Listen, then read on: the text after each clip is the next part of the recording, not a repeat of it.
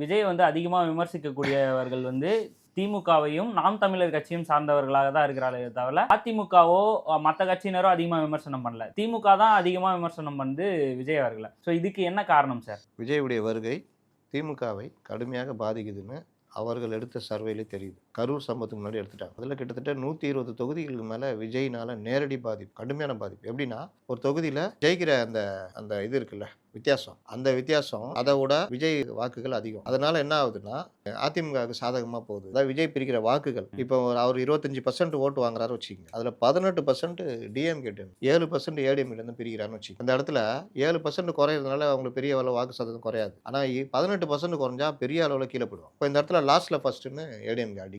இதுதான் பெரும்பாலான தொகுதிகளில் இருக்குன்னு அவர்களுக்கு தெரியுது.